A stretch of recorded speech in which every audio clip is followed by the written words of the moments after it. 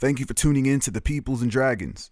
If you enjoy the content we provide, then subscribe, like, and maybe join in on the action at www.pndrpg.com.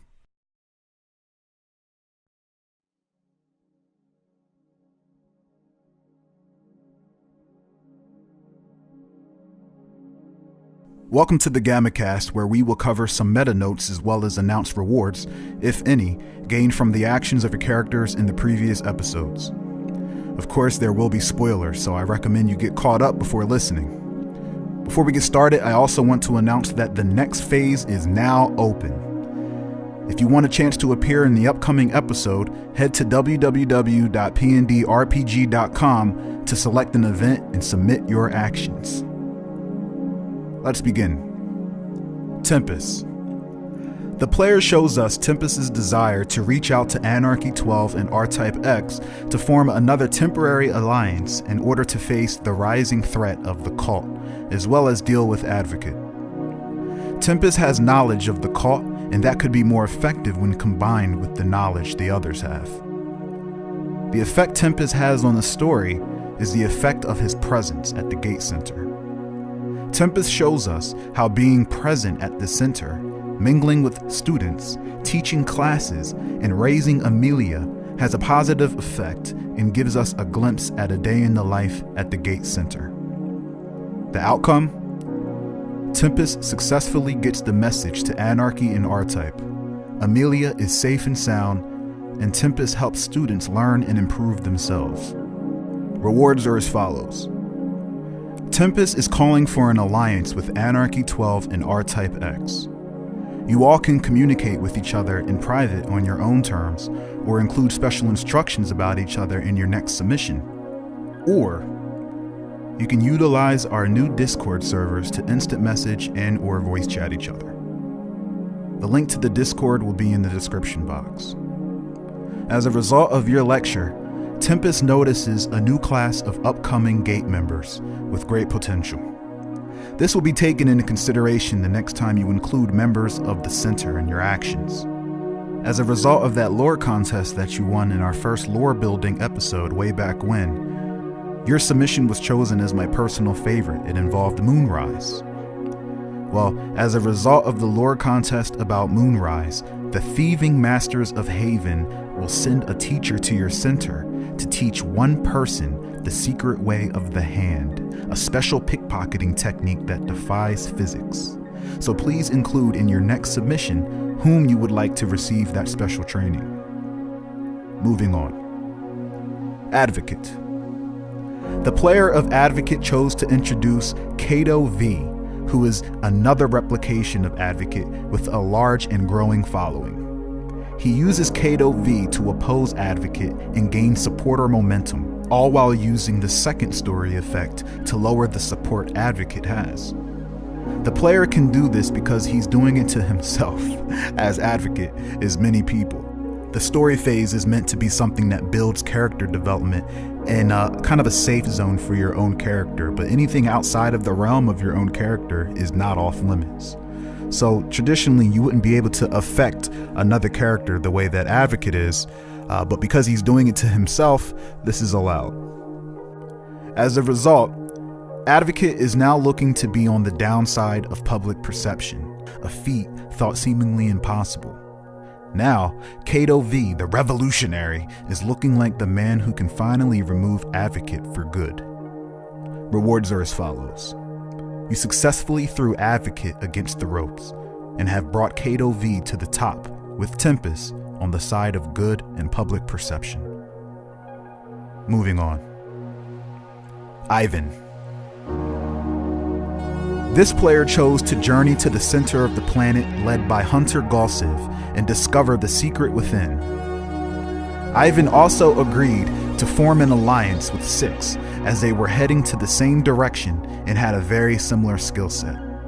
Hold up, yo, this music. I love this song. Shit's just, I'm sorry.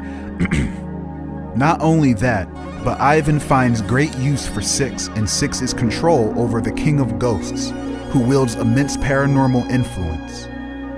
The player also wanted to use this as an opportunity to reveal the Undercity, where Ivan Bakara is from, as well as reveal where the missing corpses have gone. The Bloodvein Dynasty, the Roaring Dragons clan, they're still alive, kinda. Sorry, Makai. The outcome? Ivan successfully links up with Six, and they both discover the Ikermancer, the secret and dark gift bestowed upon the Servi-Day cult by the Green Gods to do their bidding for an eternity. Rewards are as follows. Ivan and Six are now allies and have uncovered alien technology which acts as a massive source of souls.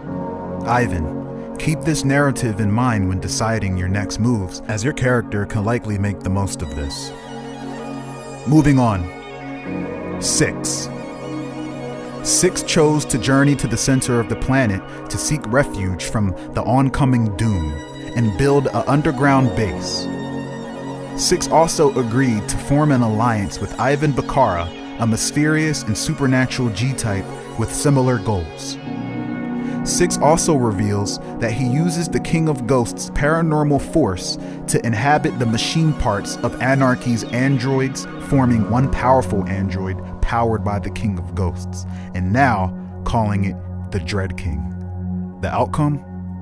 Six successfully links up with Ivan and learns from Ivan that there is a secret to be discovered in the center of the planet. They all come to realize that the spirits were right to say that the key to survival was in the center of the planet because there they discovered the Ikermancer, a key plot device. Rewards are as follows.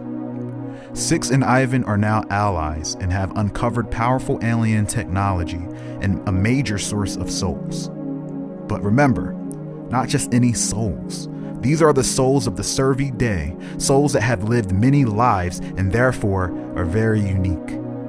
Also, and for clarification, your ally, the Dread King, is for the most part powered by paranormal forces, making it entirely supernatural, just inside of a robot shell. It is not entirely capable of what it used to be capable of when it was operated by Anarchy 12. Besides, Anarchy 12 likely has some kind of failsafe in it. That dude is advanced. Moving on. Speaking of, Anarchy 12. This player shows us that Anarchy 12 is healing and recovering from his previous battle. During this time, he gets caught up on all the current events and ponders on his next move. The outcome? Anarchy 12 researches and learns of the Emerald Prophecy and draws many correlations between it and the current events. He also receives a message from Tempest calling for an alliance. Rewards are as follows. Anarchy 12 learns of the full details of the Emerald Prophecy conspiracy and links it to the strange gateways that UFOs have been seen passing through. Anarchy 12 also meditates on what he learned from his battle with Six in order to prepare. Please include this the next time you think you'll be facing Six. Anarchy recovers a rank as well, going from above average back to high. Important note, and this is a mistake on my part for not making this clear, but resting in recovery only restores mutant rank back to the base rank of average and not exceeding that. This means that the only way to level up when you're past the rank of average is to successfully complete an event. So if you are above average, high, exceptional, incredible, awesome, superhuman, if you go down a rank, you can't go back up a rank unless you win an event. It's not until you're under average is when you can actually recover getting back to where you started. Sorry for the confusion. Moving on. Fire, also known as Kai Excalibur, also spends time recovering from his previous battle with the Roaring Dragons. Kai also intended to achieve something that was outside of the realm of his 3 abilities, and so we couldn't honor that. Instead, we did what we do best and made it work, hopefully achieving something similar to what you wanted while staying in the realm of your ability. The outcome? Makai Excalibur's volcanic base has a prophecy emerald appear next to it, which causes its victim to mutate into a failed ritual abomination, resulting in a symbiotic monster who discovers Kai while he is healing and fuses with him. Only in Gamma Haven. This in turn gives Kai new power in turning him into a host for a monstrous and fiery hot entity. Rewards are as follows. Fire recovers from below average back to average mutant rank. Fire is fused with a symbiotic magma abomination, giving him the keyword aberrant or unnatural. So keep that in mind, Fire. You have the keyword unnatural or aberrant, same thing, but let me know what you want to do with that in your next submission. Moving on. K. McVeigh. K. McVeigh is another new character who we look forward to revealing fully, but in the meantime, we want to send a big welcome.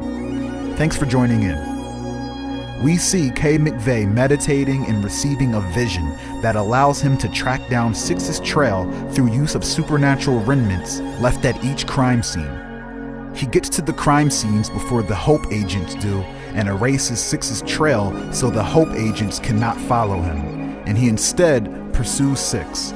His intention still a mystery. The outcome? K successfully gets Hope agents off of Six's trail as intended and uses his ethereal form to move past them, following Six into the center of the planet. Rewards are as follows. K. McVeigh now knows the exact location of Six for the next 3 episodes due to the spiritual energy disruption left behind him in the trail that he discovered. I had a feeling that if you're following Six, it would probably be important for you to know where he is. So that's the reward for now, but we'll communicate. Moving on. R-Type X. The player chose R-Type X to master the power of the Belt of Fulfillment and become worthy of its aura. Once achieved, he intends to absorb its stored cursed energy and absorb it into his own energy. He does this by encouraging himself to find the person he's looking for, motivated by fragmented thoughts, memories, and flashbacks of someone he loves and potentially has a child with, named Zamina. The outcome? R-Type X successfully absorbs the power from the Belt of Fulfillment. The absorption of this power seems to have triggered the reaction from the 3 ritual G-types recently born, including Fire.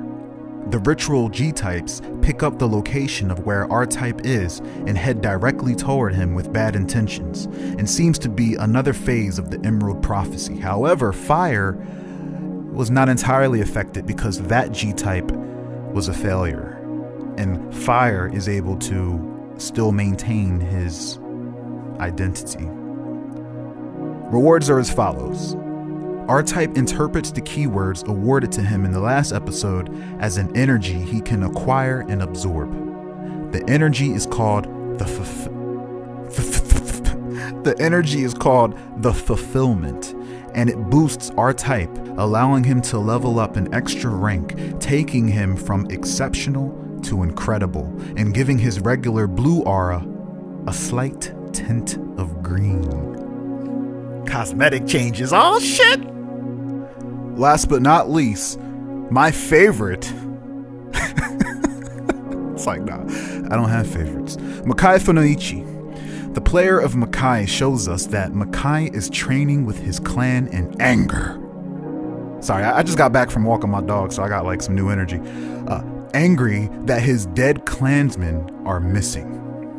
He shows us that with use of his new ability, the Whispering Dragon, he can hear the thoughts of those around him, which irritates him. We then see that he meets with an old friend who he has sent to investigate Ryan Zaidi, the ultimate assassin. Now, if you don't know who Ryan Zaidi is, you'll need to refer to the prequels.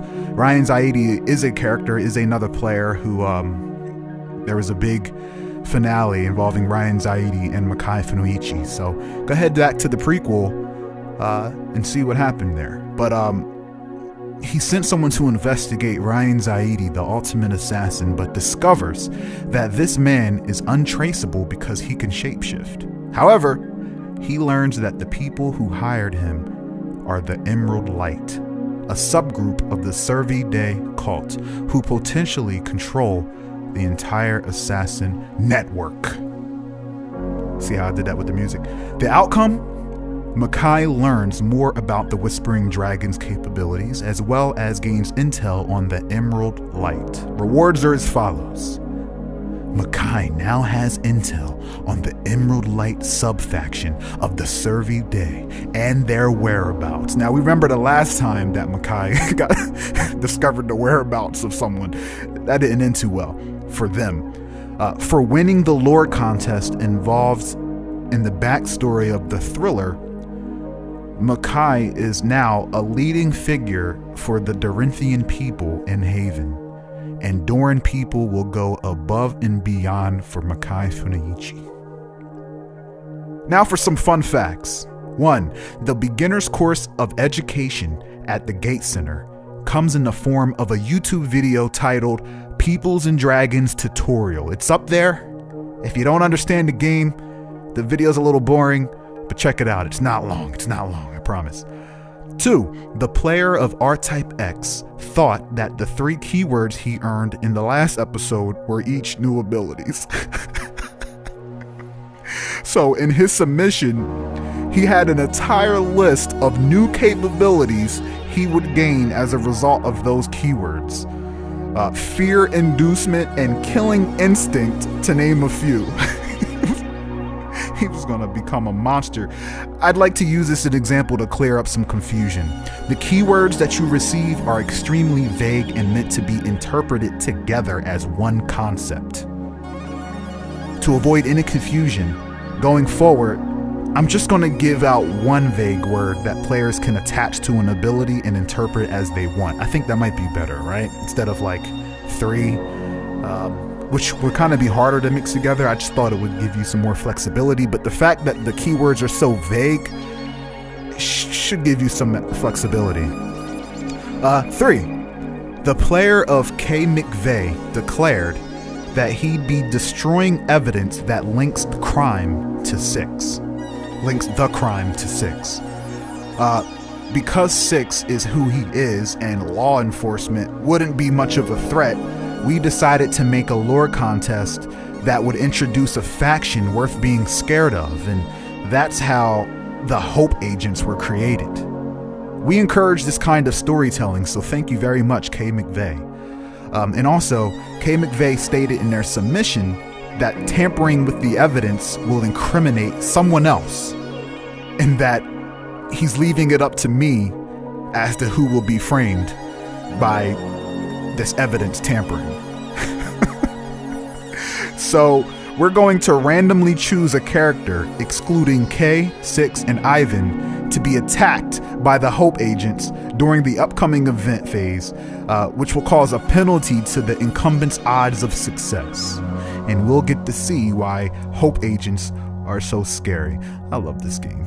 And welcome again, K. McVeigh. The whole sole survivor of an exterminated cult is golden. That wraps up this GammaCast of Episode 3, Trial and Error. If you enjoy what we're doing here, then please like the video, subscribe, and consider supporting through Patreon. All links are found in the description box. Also, again, the event phase is now open. I repeat, the event phase is now open and will be until Sunday. Peace out.